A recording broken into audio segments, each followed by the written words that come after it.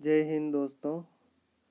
मैं आज आपके समक्ष स्कूल व्याख्याता भर्ती परीक्षा 2015 का हल प्रश्न पत्र लेकर उपस्थित हुआ हूँ। स्कूल व्याख्याता भर्ती परीक्षा में अपने सब्जेक्ट में 150 प्रश्न आते हैं। मैंने भी यह एग्ज़ाम दिया था जिस समय मेरे 120 प्रश्न सही हुए थे। चलिए दोस्तों, आज शुरू करते हैं। पहला प्रश्न है अपना, आचार्य रामचंद्र शुक्ल ने बिंबवाद का प्रवर्तक माना है। शुक्ल जी ने बिंबवाद का प्रवर्तक फ्लिंट को माना था। दूसरा प्रश्न है, हिंदी कविता में फैंटेसी का मुख्य प्रयोक्ता है। दोस्तों, आपको पता होना चाहिए कि हिंदी कविता में फैंटेसी का जो प्रमुख प्रयोक्ता है या अपनी कविताओं में फैंटेसी का प्रयोग करने वाले जो साहित्यकार हैं या जो कवि हैं वह मुक्तिबोध है। तीसरा प्रश्न है, भू में रमी शरद की कमनीयता थी, नीला अनंत नभ निर्मल हो गया था, थी छा गई कुकुब में अमिता सिताबा, उत्फुल्ल सी प्रकृति थी प्रतिभास होती। दोस्तों, यह प्रश्न पूछा गया है। तीसरा प्रश्न, इस काव्यांश में छंद है, अर्थात इसमें आपको छंद बताना है, कौन सा छंद है। तो इस काव्यांश में या इस काव्य में वसंत तिल का छंद है। वसंत तिल का छंद वर्णिक समछंद है जिसके प्रत्येक चरण में 14 वर्ण होते हैं, 4 गण होते हैं और अंत में 2 गुरु गुरु होते हैं। अगला प्रश्न है चौथा, धर्म अर्थ काम और मोक्ष कलाओं में विचक्षणता प्रीति तथा कीर्ति को किस आचार्य ने काव्य प्रयोजन माना है। तो धर्मार्थ काम मोक्षेषु कलासु च, इस प्रकार की जो काव्य पंक्ति है जिसमें काव्य प्रयोजन माना गया है या जिसमें भामह ने काव्य प्रयोजन माना है। अगला प्रश्न है जो 5वां डिलीट हो गया था। प्रश्न इस प्रकार है, भट्ट नायक के अनुसार काव्यार्थ का रस रूप में भोग किस व्यापार द्वारा होता है। तो रस रूप में भोग तो भोजकत्व द्वारा होता है, लेकिन कुछ कारणों से यह प्रश्न डिलीट हो गया। अगला प्रश्न है छठा, कवि की अनुभूति के साथ साथ पूरे काव्य परिवेश का साधारणीकरण किसने प्रतिपादित किया है। तो कवि की अनुभूति के साथ साथ पूरे काव्य परिवेश का साधारणीकरण डॉक्टर नगेंद्र ने प्रतिपादित किया है। डॉक्टर नगेंद्र ने साधारणीकरण की परिभाषा देते हुए कहा है कि साधारणीकरण में कवि की अनुभूति का क्या होता है, साधारणीकरण होता है। अर्थात कवि जो कुछ अनुभव करता है और उस अनुभूति को या उस अनुभव को काव्य का रूप देता है, तो उस समय ही जो विशेष हैं या जो जैसे राम और सीता जो विशेष पात्र हैं वह क्या हो जाते हैं, कवि जब उसका काव्य में प्रयोग करता है तो वह साधारण मनुष्य मात्र हो जाते हैं। अगला प्रश्न है 7वां, इस पत्र में पाने वाले अधिकारी के नाम या उपनाम से संबोधित किया जाता है। यह कथन किस पर लागू होता है। अर्थात जिस पत्र में अधिकारी को पाने वाले अधिकारी को नाम से संबोधित किया जाता है या उपनाम से संबोधित किया जाता है तो वह पत्र का कौन सा प्रकार है। तो वह अर्ध सरकारी पत्र है। पहला ऑप्शन इसमें सही है। अगला प्रश्न है 8वां, शब्दकोश की दृष्टि से शब्दों का सही क्रम किस विकल्प में है। तो शब्दकोश की दृष्टि से शब्दों का सही क्रम क्या है। पहला कंठस्थ, फिर कमल, फिर कलंक और फिर कलय। तीसरा ऑप्शन सही है। अगला प्रश्न है, शब्दकोश की दृष्टि से शब्दों का सही क्रम किस विकल्प में है। पहला ऑप्शन है उत्कंठा, दूसरा है उत्क्षिप्त। पहला ऑप्शन सही है इसमें, उत्कंठा, उत्क्षिप्त, उद्योग और उद्वेग। दोस्तों, शब्दकोश से संबंधित पिछली बार 2015 का जो आरपीएससी का एग्जाम हुआ था उस समय 2 प्रश्न पूछे गए थे। तो स्कूल व्याख्याता हिंदी विषय में शब्दकोश से संबंधित भी प्रश्न पूछे जाते रहे हैं। अपने सिलेबस में है तो सिलेबस के अनुसार ही आपको पढ़ाई करनी है। 10वां प्रश्न है, इनमें से कौन सा संधि विच्छेद सही नहीं है। रमेश राम प्लस ईश, रमा प्लस ईश होता है, इसलिए यह संधि विच्छेद क्या नहीं है, सही नहीं है। दूसरा ऑप्शन सही हो जाएगा। अगला प्रश्न है 11वां, इनमें से कौन सा संधि शब्द गलत है। पहला ऑप्शन है सत प्लस शिव, सचिव, पितृ प्लस उपदेश, पितृपदेश, सत प्लस धर्म, सदधर्म, सत प्लस मार्ग, सदमार्ग। तो चौथा ऑप्शन सही नहीं है, क्योंकि सत प्लस मार्ग होता है सन्मार्ग, अर्थात द की जगह यहाँ पर न आना चाहिए, लेकिन यहाँ पर द है, त की जगह द आ रहा है, इसलिए यह ऑप्शन क्या हो गया, गलत हो गया, इसलिए चौथा ऑप्शन सही है। 12वां प्रश्न है, किस शब्द में द्वंद्व समास नहीं है? पहला है सीताराम, सीता और राम सही है। परशुराम, यहाँ पर मिस्टेक हो गई, परशुराम किसका नाम है? परशुराम जी का, तो एक नाम हो गया और उसे हम टुकड़ा नहीं कर सकते हैं। तीसरा ऑप्शन है हानि लाभ, हानि और लाभ, ये भी सही है। चौथा ऑप्शन है भाई और भाई बहन, भाई और बहन, तो ऑप्शन कौन सा सही है? दूसरा। अगला प्रश्न है 13वां, किस शब्द में द्विगु समास नहीं है? द्विगु समास जिसमें क्या होता है, प्रथम पद संख्यावाचक होता है, तो पहला ऑप्शन है चौराहा, 4 राहों का समूह चौराहा, त्रिभुज 3 भुजाओं का समूह, चतुरानन 4 है आनन जिसके, तो इसमें कौन सा समास हो गया? बहुव्रीहि समास हो गया। तो ऑप्शन में पूछा है कि द्विगु समास का उदाहरण कौन सा नहीं है, तो यहाँ पर कौन सा हो जाएगा? तीसरा ऑप्शन चतुरानन। और चौथा है सप्ताह, अर्थात 7 अहनों का समूह जो 7 दिन होते हैं, तो इसमें भी पहला जो शब्द है वह संख्यावाची है। अगला प्रश्न है 14वां, किस शब्द में वी उपसर्ग नहीं है? पहला ऑप्शन है विद्या, दूसरा है विकट, तीसरा है विदग्ध, चौथा है विषम, तो इसमें किसमें वी उपसर्ग नहीं है? विद्या में। अगला प्रश्न है 15वां, वर्तनी की दृष्टि से कौन सा शब्द शुद्ध है?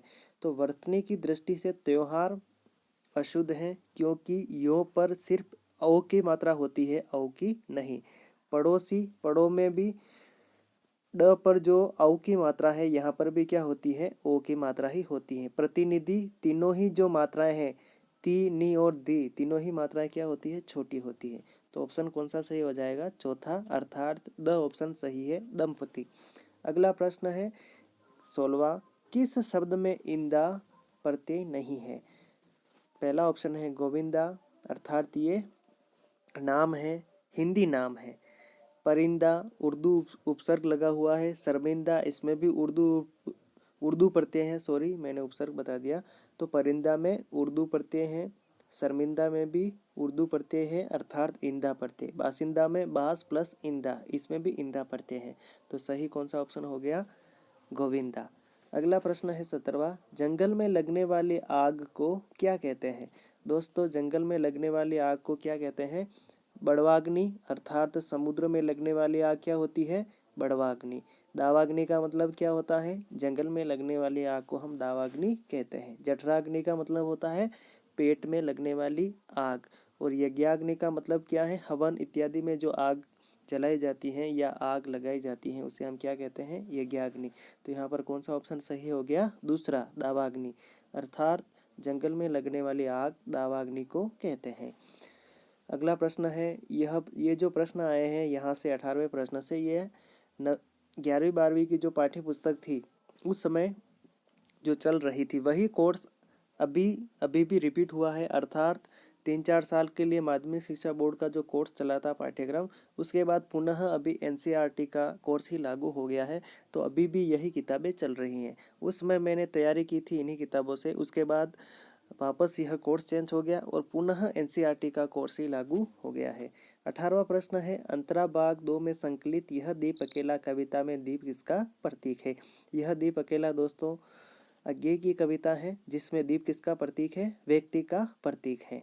अगला प्रश्न है 19वां, हे यह अपूर्ण संसार न मुझको भाता आरोह 2 में संकलित आत्म परिचय शीर्षक कविता में हरिवंश राय बच्चन इस अपूर्ण संसार को किस तरह पूरा करना चाहते हैं?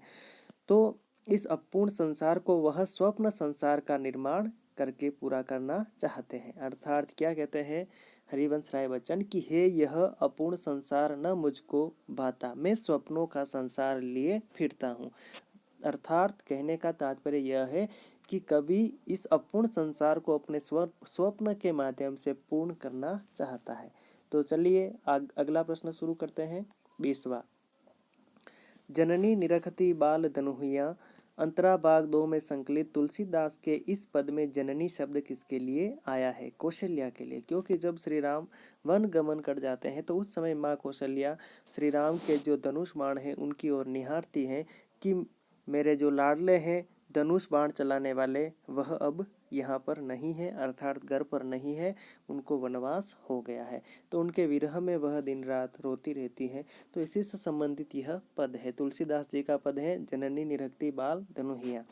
अगला प्रश्न है 21वां, संवध्या कहानी की भाषा में किस प्रकार के शब्दों की बहुलता है। संवध्या कहानी दोस्तों फणीश्वर नाथ रेणु की है, जिसमें आंचलिक शब्दों की बहुलता है, क्योंकि आपको पता है कि आंचलिक उपन्यासकार थे फणीश्वर नाथ रेणु, जिनके दो प्रमुख उपन्यास थे मेला अंचल और प्रति परिकथा। तो यह कहानी संवध्या अर्थात संदेशवाहक, संदेश पहुँचाने वाला, संदेश पहुँचाने का काम करने वाला। तो संवध्या कहानी में आंचलिक शब्दों की भरमार है। अगला प्रश्न है 22वां, अंतरा भाग 2 में संकलित सुमिरनी के मन के बालक बच गया में उस बालक ने पुरस्कार में क्या मांगा। यह जो छोटी सी लघु कथा है, यह चंद्रधर शर्मा गुलेरी की है। सुमिरन के मन के से बालक बच गया शीर्षक से यह प्रश्न आया है। इसमें बालक ने अंत में क्या मांगा, लड्डू मांगे, क्योंकि बालक से सभी प्रश्न कर रहे थे, या उसके जो पिताजी थे या जो आसपास जो सभा जुटी हुई थी, वह क्या सोच रही थी कि यह क्या मांगेगा, कौन सी किताब मांगेगा। लेकिन बच्चे तो बच्चे होते हैं, उसने अपने मन के मनोविज्ञान के अनुकूल अंत में लड्डू मांग लिए। और फिर लेखक ने क्या कहा कि बालक बच गया, अर्थात बालक, सभी लोग उस पर ज्ञान का बोझ डालना चाहते थे, लेकिन फिर भी बालक ने अंत में अपने मन की बात कह दी। अगला प्रश्न है 23वां, अंतरा भाग 2 में संकलित लघु कथा शेर में शेर किसका प्रतीक है। अंतरा भाग जो असगर वजाहत की लघु कथा है शेर, उससे यह प्रश्न पूछा गया है। इसमें शेर छद्म, तानाशाही और भ्रामक प्रचार का प्रतीक है। दोस्तों अगला प्रश्न शुरू करते हैं 24वां, अंतरा भाग 2 में संकलित जहाँ कोई वापसी नहीं रचना में आधुनिक भारत के नए शरणार्थी किसे कहा गया है।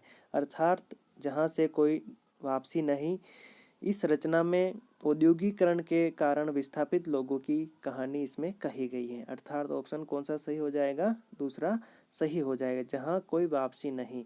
क्योंकि विस्थापन की समस्या एक ऐसी समस्या रही है, क्यों एक बार विस्थापित होने के बाद वह लोग दोबारा कभी भी अपने घर नहीं आ सकते हैं। क्योंकि जब औद्योगिकरण होता है या बड़े बड़े बांध बनाए जाते हैं, बड़ी बड़ी फैक्ट्रियां लगाई जाती हैं, तो वहाँ से लोगों का विस्थापन होता है और जो शहरों में जाकर झुग्गी झोपड़ियों में अपना जीवन काटने लगते हैं।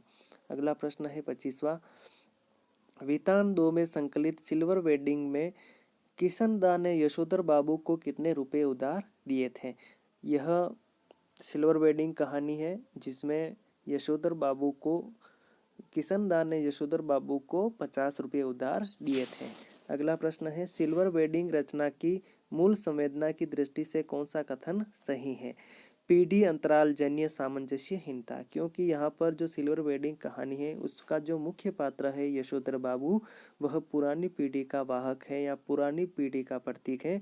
और जो उसके बच्चे हैं, एक बेटी है, 3 बेटे हैं और एक उनकी पत्नी है, वह किसका प्रतीक है, नई पीढ़ी का प्रतीक है। तो पीढ़ियों के बीच में जो अंतराल पड़ जाता है और उसके बाद एक दूसरे समायोजित होने में परेशानी महसूस करते हैं, तो पीढ़ी जन्य अंतराल के बारे में इस कहानी में बात या चर्चा की गई है। अगला प्रश्न है 27वां, मोहब्बत तो कस्टम से इस तरह गुजर जाती है कि कानून हैरान रह जाता है। आरोह 2 में संकलित नमक पाठ के आधार पर बताइए कि यह कथन किसका है। दोस्तों यह कथन कस्टम अधिकारी का था, जो पाकिस्तान का कस्टम अधिकारी है और क्या कह रहा है कि मोहब्बत तो कस्टम से इस तरह गुजर जाती है कि कानून हैरान रह जाता है। यह जो कथन है नमक कहानी से है। अगला प्रश्न है 28वां, बात की चूड़ी मर गई और वह भाषा में बेकार घूमने लगी। आरोह 2 में संकलित बात सीधी थी पर कविता के आधार पर बात की चूड़ी मर गई का भावार्थ क्या है। बात की चूड़ी मर गई, इसका भावार्थ है दोस्तों, बात अस्पष्ट और निष्प्रभावी हो गई। यह जो कविता है, यह बात सीधी थी कविता से ली गई है और उसका अभिप्राय क्या है बात की चूड़ी मर गई का, कि बात अस्पष्ट और निष्प्रभावी हो गई। कवि क्या कहता है इस कविता में कि मैंने बात को कील की तरह पेंच ठोक दिया, अर्थात बात पूरी तरह निष्प्रभावी हो गई। 29वां प्रश्न है, अतीत में दबे पांव रचना के आधार पर मोहनजोदड़ो की सभ्यता के अद्वितीय सौंदर्य बोध का श्रेय किसे दिया जाना चाहिए? तो तत्कालीन समाज को। यह ऑप्शन इसमें सही है। अगला प्रश्न शुरू करते हैं 30वां। अंतराल में संकलित बिस्कोहर की माटी रचना में गर्मी का फल और तरकारी किसे कहा गया है? तो कटहल को। 31वां प्रश्न है, जाते हुए भी जमे रहने की दोष दे रहा है अंतराल में संकलित अपना मालवा खाओ उजाड़ू सभ्यता में रचना के अनुसार यह बात किसके लिए कही गई है? तो जाते हुए भी जमे रहने की दोष दे रहा है, यह कथन मानसून के लिए कहा गया है, क्योंकि जब मानसून के जाने का समय है सितंबर के आसपास, वह चला जाता है सितंबर अक्टूबर में, लेकिन फिर भी वह रह कर गरज रहा है या बारिश कर रहा है, तो इसलिए उन्होंने क्या कहा कि यह जाते हुए भी जमे रहने की दोष दे रहा है। 32वां प्रश्न है, मेरे लिए पोशाकों की तुलना में ज्यादा मायने रखती है वितान 2 में संकलित डायरी के पन्ने रचना के अनुसार लेखिका ने इस प्रसंग में किस वस्तु का उल्लेख किया है? डायरी के पन्ने, यह जो वृत्तांत हैं, डायरी के पन्ने जो रचना है, डायरी लेखन की रचना, यह एनी फ्रैंक की रचना है। एनी फ्रैंक की जो डायरी है वह विश्व में सर्वाधिक पढ़ी जाने वाली डायरियों में से एक है। इसके लिए इसमें उन्होंने क्या कहा है कि समृद्धियों का मेरे लिए पोशाकों की तुलना में ज़्यादा मायने रखती है। समृद्धियाँ अर्थात लेखिका अपने विगत जीवन की जो समृद्धियाँ हैं, जो पुरानी यादें हैं, वह उसके लिए पोशाकों की तुलना में ज़्यादा मायने रखती हैं। अर्थात अपनी जो पुरानी यादें हैं वह डायरी में संजो कर रखना चाहती है। 33वां प्रश्न है, डायरी के पन्ने रचना के अनुसार मानव जाति की निरंतरता को बनाए रखने का श्रेय किसे है? स्त्री जाति को। अगला प्रश्न है 34वां, वितान 2 में संकलित जूझ के अनुसार कक्षा में गणित कौन पढ़ाते थे? तो कक्षा में कौन पढ़ाते थे? मंत्री मास्टर गणित पढ़ाते थे। कौन पढ़ाते थे? मंत्री मास्टर।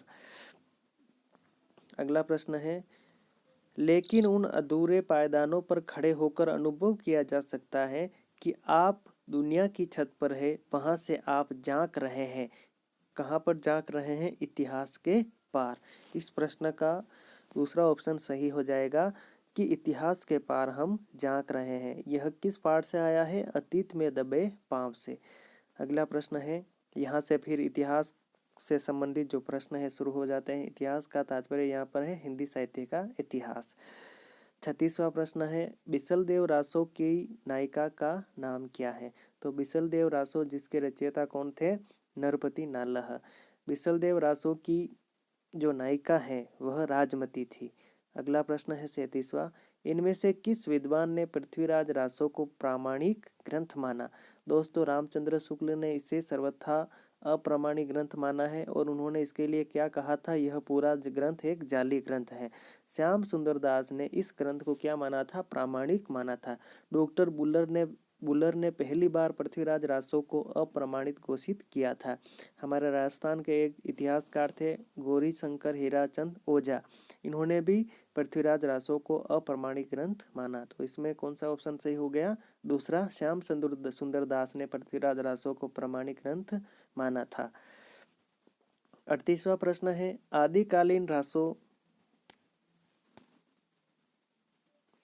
आदिकालीन रासो साहित्य की प्रमुख प्रवृत्तियों से संबंधित कौन सा कथन सही नहीं है? इस साहित्य में राष्ट्र प्रेम का सुंदर चित्रण किया गया है। युद्धों का सजीव वर्णन इस साहित्य की अन्यतम विशेषता है। इसमें शौर्य और विलासिता का स्वाभाविक और जीवन चित्रण हुआ है। श्रृंगार रस और वीर रस का एक साथ चित्रण इसकी महत्वपूर्ण विशेषता है। दोस्तों, यह जो महत्वपूर्ण विशेषता है यह किस ग्रंथ में मुख्यतः है? यह पृथ्वीराज रासो में है, जिसमें श्रृंगार रस और वीर रस आदि से अंत तक एक साथ चलते हैं।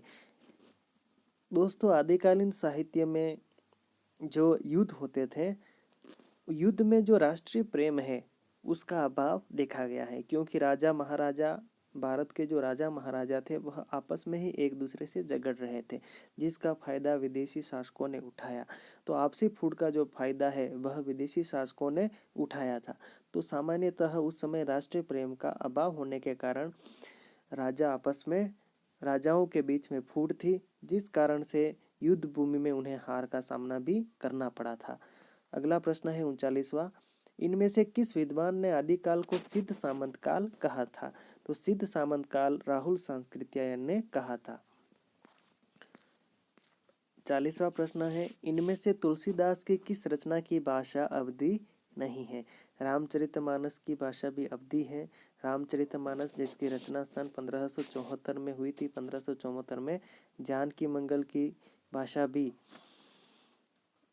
अवधी भाषा है, और राम लल्ला नहच्छू की भाषा भी अवधी भाषा है। कवितावली की भाषा कौन सी है? ब्रज भाषा है। अर्थात यहाँ पर ऑप्शन नंबर कौन सा सही हो जाएगा? 3 नंबर ऑप्शन सही हो जाएगा। 41वां प्रश्न है, इनमें से कौन सा कवि अष्टछाप से संबंध नहीं है? अष्टछाप में 8 कवि सम्मिलित थे, जिसमें जो सबसे प्रमुख कवि माने जाते हैं वह सूरदास, सूरदास के बाद कुंभन दास, कुंभन दास के बाद परमानंद दास, कृष्णदास, गोविंद दास, छीत स्वामी, नंद दास, और एक और हुए थे चतुर्भुज दास। तो इस तरह 8 कवि माने जाते हैं। 4 तो वल्लभाचार्य के शिष्य थे इनमें, और 4 गोस्वामी विठलनाथ के शिष्य थे। इस तरह अष्टचाप की स्थापना सन 1565 में गोस्वामी विठलनाथ ने की थी। तो इसमें नाभादास सम्मिलित नहीं है। 42वां प्रश्न है, इनमें से किस कवि का संबंध संत काव्य से नहीं है? अग्रदास, हृदास, कबीरदास, धन्ना। अग्रदास राम भक्त कवि थे, इन्होंने राम भक्ति से संबंधित काव्य लिखा है। तो यहाँ पर यह संत काव्य में सम्मिलित नहीं है। अगला प्रश्न है, महात्मा बुद्ध के बाद उत्तर भारत में सबसे बड़े लोकनायक तुलसी हुए हैं, यह कथन किस विद्वान का है? तो महात्मा बुद्ध के बाद उत्तर भारत में सबसे बड़े लोकनायक तुलसी हुए हैं, यह कथन जॉर्ज ग्रियर्सन का है। 44वां प्रश्न है, निम्नलिखित रचनाकारों में से ललित ललाम के रचनाकार हैं। ललित ललाम अलंकार से संबंधित ग्रंथ है। यह प्रश्न अभी कॉलेज लेक्चरर की परीक्षा में भी पूछा गया था कि ललित ललाम किस प्रकार का ग्रंथ है, और ऑप्शन में सही कौन सा माना गया था कि यह अलंकार से संबंधित ग्रंथ है। यह ग्रंथ मतीराम का है। 45वां प्रश्न है, इनमें से कौन सी रचना देव की नहीं है? देव जो रीतिकाल के प्रमुख कवि हैं, उनकी कौन सी रचना इनमें से नहीं है? तो रस मंजरी उनकी रचना नहीं है। रस विलास है, भवानी विलास भी है, और अष्टयाम भी है। 46वां प्रश्न है, इनमें से कौन सी रचना सेनापति की है? सेनापति की 2 प्रमुख रचनाएं थी, एक तो कवित रत्नाकर और दूसरी थी काव्य कल्पद्रुम। यहाँ पर जो श्रृंगार निर्णय है वह भिखारीदास की रचना है। कवि कुल कल्पतरु चिंतामणि की रचना है। छंदमाला केशवदास की है, और कवित रत्नाकर यहाँ पर किसकी है? सेनापति की है।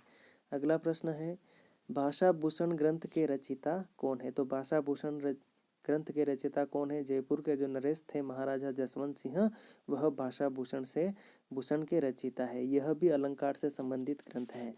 48वां प्रश्न है, इनमें से कवि गणानन से संबंधित कौन सा कथन सही नहीं है? कवि गणानन जो रीतिकाल के रीतिमुक्त काव्यधारा के प्रमुख कवि माने गए हैं, उनकी कविता तत्कालीन दरबारी कवियों से सर्वथा भिन्न थी, यह सही है। वे प्रेम की पीर के कवि थे, सही है। ऐसा किसने कहा? रामचंद्र शुक्ल ने कहा था कि गणानंद प्रेम के पीर के कवि हैं।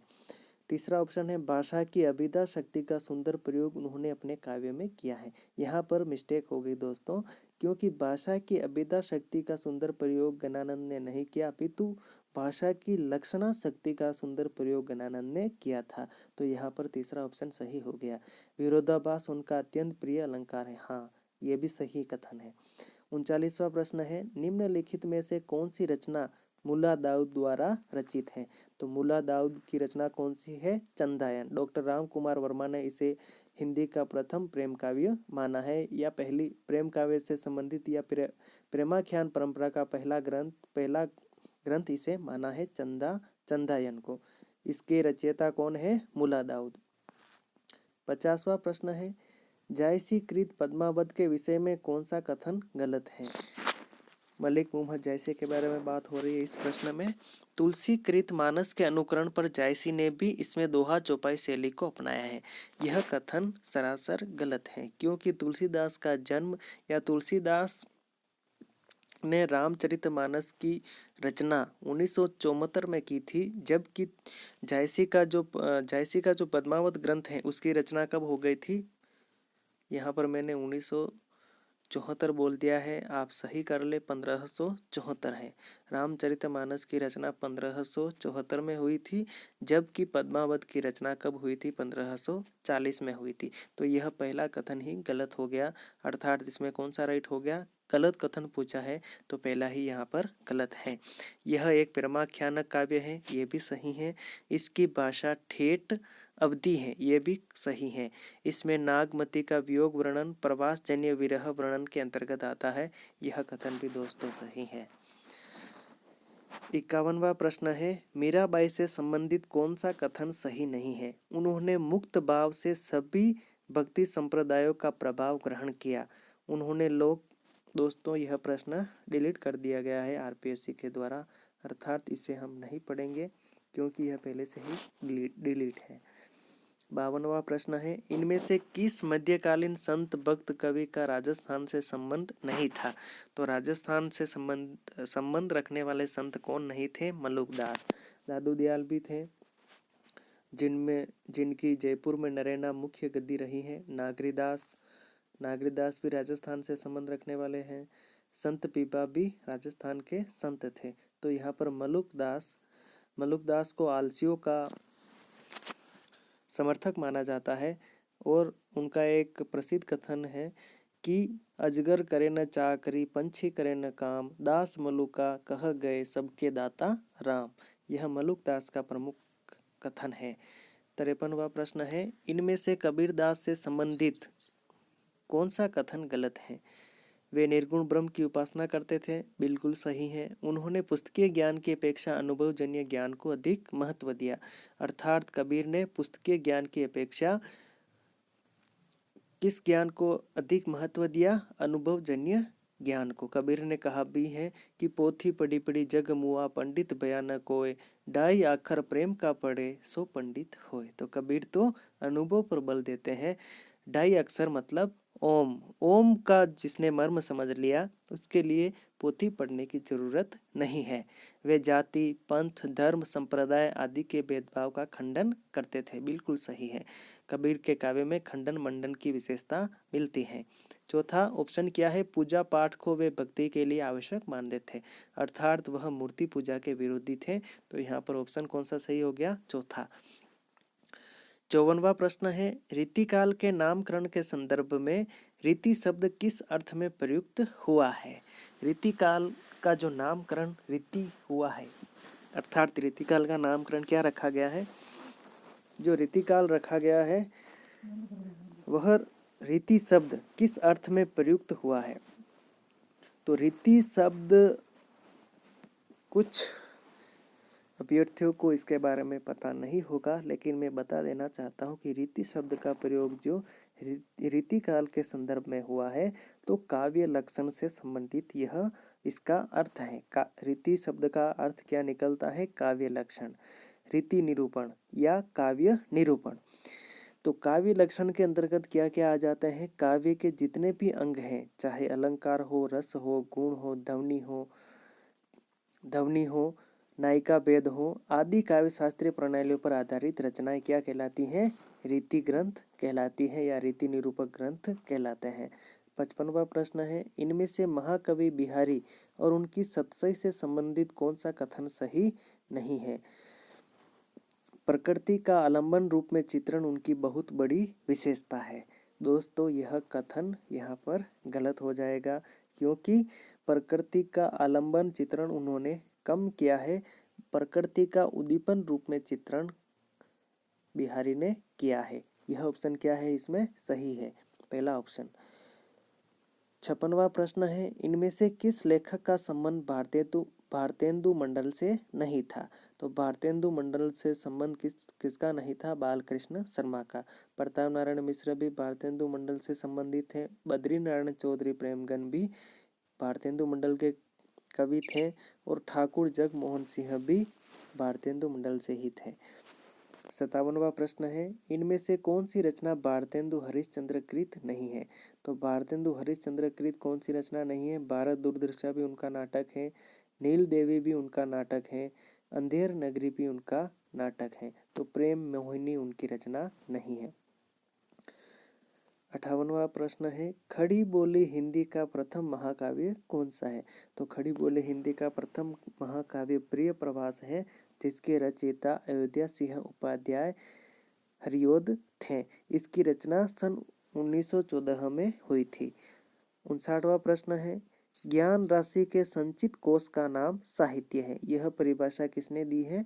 महावीर प्रसाद द्विवेदी ने। अर्थात साहित्य की क्या परिभाषा बताई है कि ज्ञान राशि के संचित कोश, कोश का मतलब क्या है? खजाना, उसका नाम क्या है? साहित्य। यह कहने वाले महावीर प्रसाद जी थे। 60वां प्रश्न है, भाषा योग वशिष्ठ के रचनाकार कौन है? तो भाषा योग वशिष्ठ के रचनाकार राम प्रसाद निरंजनी है। दोस्तों, राम प्रसाद निरंजनी की जो रचना है भाषा योग वशिष्ठ, इसे खड़ी बोली हिंदी की प्रथम समर्थ रचना माना गया है। अर्थात सार्थक रूप से खड़ी बोली हिंदी की पहली रचना कौन सी है? भाषा योग वशिष्ठ। 61वां प्रश्न है, इनमें से कौन सी रचना मैथिली शरण गुप्त की नहीं है? मैथिली शरण की गुप्त की रचना रंग में भंग, यह पहली रचना है मैथिली शरण गुप्त की, रंग में भंग। उसके बाद भारत भारत है, जिसकी रचना 1912 में हुई थी। द्वापर भी है उनका खंड काव्य। वैदेही वनवास इनकी नहीं है, क्योंकि वैदेही वनवास अयोध्या सिंह उपाध्याय हरिऔध की है। तो यहाँ पर चौथा ऑप्शन सही है। 62वां प्रश्न है, इनमें छायावाद की विशेषताओं से संबंधित कौन सा विकल्प सही नहीं है?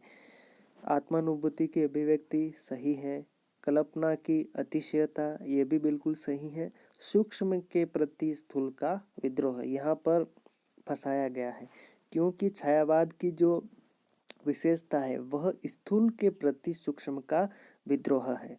क्योंकि जो द्विवेदी युगीन विशेषताएं हैं या द्विवेदी युगीन काव्य है उसमें स्थूलता थी, तो स्थूल के प्रति सूक्ष्म का विद्रोह हुआ। यह परिभाषा देने वाले भी कौन थे? डॉक्टर नगेंद्र थे।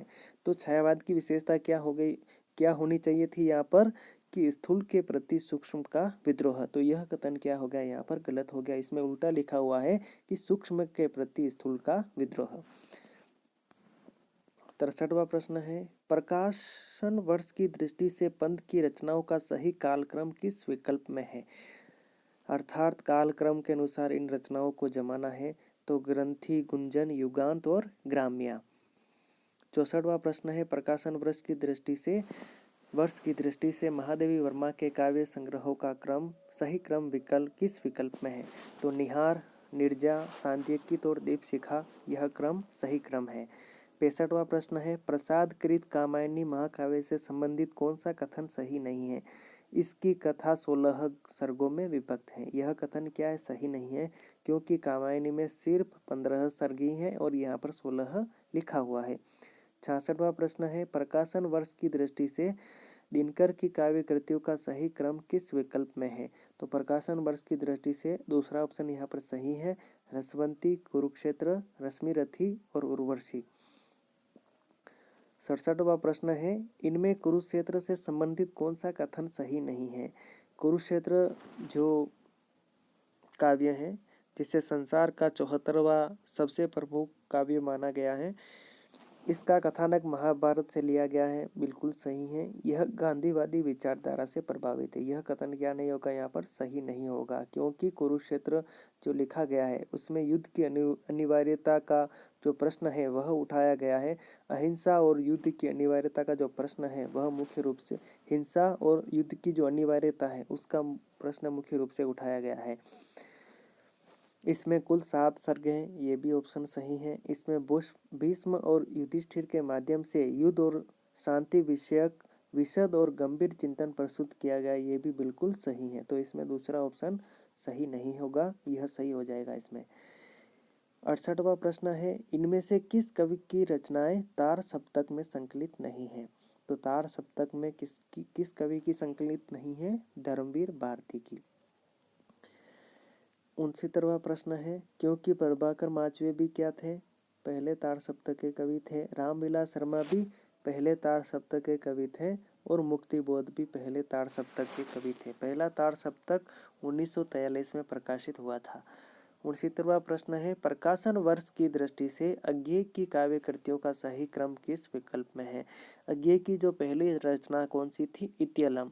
तो इत्यलम, हरिघास पर क्षण भर, बावरा अहेरी, आंगन के पार द्वार, यह क्रम सही है। चौथा ऑप्शन इसमें सही हो जाएगा। 70वां प्रश्न है, इनमें से किस कवि की रचनाएं चौथा सप्तक में संकलित नहीं है? तो चौथे सप्तक में किस कवि की रचनाएं संकलित नहीं है? शमशेर बहादुर की, क्योंकि शमशेर बहादुर दूसरे तार सप्तक के कवि थे। 71वां प्रश्न है, निम्नलिखित में से कौन सा उपन्यास प्रेमचंद द्वारा रचित है? तो प्रेमचंद का उपन्यास कौन सा है? रंगभूमि। बूंद और समुद्र किसका है? अमृतलाल नागर का। झूठा सच यशपाल का। सूरत का सातवां घोड़ा धर्मवीर भारती का। तो यहाँ पर जो रंगभूमि उपन्यास है, जिसमें रंगभूमि उपन्यास का जो प्रमुख पात्र है वह सूरदास है और रंगभूमि उपन्यास प्रेमचंद का है। 72वां प्रश्न है, लेखक प्रकाशन वर्ष के अनुसार प्रेमचंद कृत इन उपन्यासों का सही कालक्रम किस विकल्प में है? तो प्रेमचंद का जो हिंदी में लिखित पहला उपन्यास था सेवा सदन। मूल रूप से हिंदी में जो प्रकाशित हुआ था वह सेवा सदन था और मूल रूप से जो हिंदी में लिखित उपन्यास था वह कायाकल्प था। तो यहाँ पर क्रम जमाना है हमें। सेवा सदन, जिसकी रचना सन 1918 में हुई थी। रंगभूमि, उसके बाद इसका प्रकाशन हुआ था और रंगभूमि के बाद गबन का हुआ और गबन के बाद कर्मभूमि का प्रकाशन 1933 ईस्वी में हुआ था। तो तीसरा ऑप्शन यहाँ पर सही है। 73वां प्रश्न है, अमृतलाल नागर रचित इन उपन्यासों का प्रकाशन वर्ष के अनुसार सही कालक्रम वाला विकल्प चुनिए। अमृतलाल नागर का जो उपन्यास है बूंद और समुद्र, सुहाग के नुपुर, अमृत और विष, मानस का हंस, यह क्रम सही है। पहला ऑप्शन इसमें सही हो जाएगा। 74वां प्रश्न है, निम्नलिखित उपन्यासों में से कौन सा उपन्यास भगवती चरण वर्मा द्वारा नहीं लिखा गया है? तो भगवती चरण वर्मा द्वारा कौन सा उपन्यास नहीं लिखा गया है? क्योंकि चित्रलेखा भी उनका ही उपन्यास है, भूले बिसरे चित्र भी उनका ही उपन्यास है, टेढ़े मेढ़े रास्ते भी उनका ही उपन्यास है और पुनर्नवा जो उपन्यास है वह हजारी प्रसाद जी का उपन्यास है। तो यहाँ पर चौथा ऑप्शन सही है। 75वां प्रश्न है, निम्नलिखित में से कौन सी कहानी मोहन राकेश द्वारा रचित है? तो मोहन राकेश की कहानी कौन सी है? मलबे का मालिक।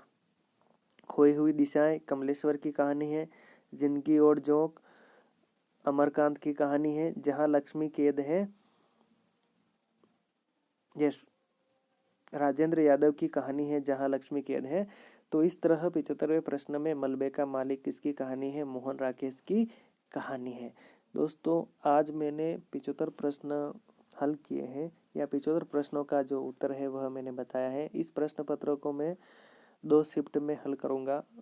75 प्रश्न इस शिफ्ट में मैंने हल किए हैं और जो बाकी 75 प्रश्न बच गए हैं वह बाद के वीडियो में मैं आपके समक्ष प्रस्तुत करूँगा। तो दोस्तों, मुझे आशा है कि प्रश्नों का जो स्तर है उसके बारे में आपको जानकारी मिलेगी और इसके आधार पर आप जो स्कूल व्याख्याता की भर्ती आने वाली है उसकी अच्छी तरह तैयारी कर सकते हैं। जय हिंद,